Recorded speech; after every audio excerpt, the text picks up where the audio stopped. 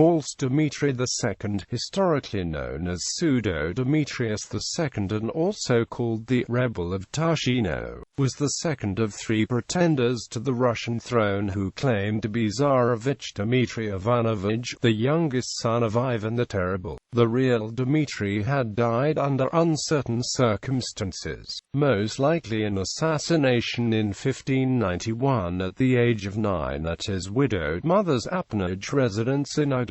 The second False Dmitry first appeared on the scene around the 20th of July 1607 at Starodub.He is believed to have been either a priest's son or a converted Jew, and was relatively highly educated for the time. He spoke both the Russian and Polish languages and was something of an expert in liturgical matters. He pretended at first to be the Muscovite boyar, but confessed under torture that he was Tsarevich Dmitry, whereupon he was taken at his word and joined by thousands of Cossacks, Poles, and Muscovites.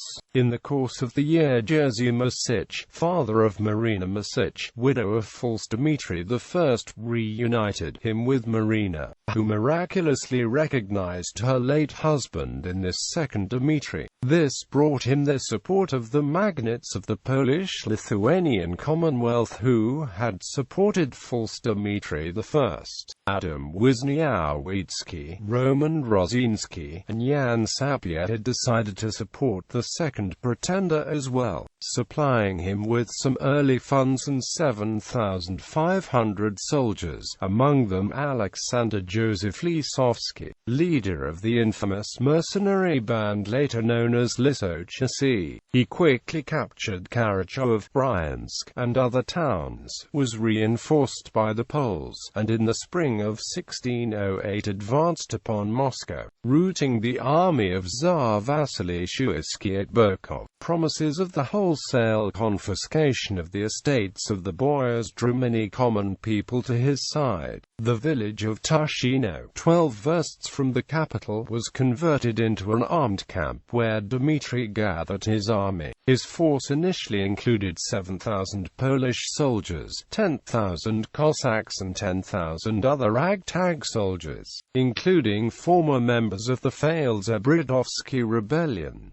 His forces soon exceeded 100,000 men. He raised to the rank of Patriarch another illustrious captive, Filaret Romanov, and won the allegiance of the cities of Yaroslavl, Kostroma, Vologda, Kashin, and several others. The arrival of King Sigismund III Vasa at Smolensk caused a majority of his Polish supporters to desert him and join with the armies of the Polish king. At the same time, a strong Russo-Swedish army under Mikhail Shuisky and Jacob de Lagarde approached Tushino, forcing him to flee his camp disguised as a peasant and go to Kostroma, where Marina joined him and he lived once more in regal state. He made another unsuccessful attack on Moscow, and, supported by the Don Cossacks, recovered a hold over all southeastern Russia. However, he was killed, while half-drunk, on the 11th of December 1610 by a Tatar princeling, Peter Urasov, whom he had flogged. Hetman Stanislaw Olkiewski described this event in his memoirs. Having drunk deep at dinner, he ordered a sleigh to be harnessed, taking flasks of mead to the sleigh.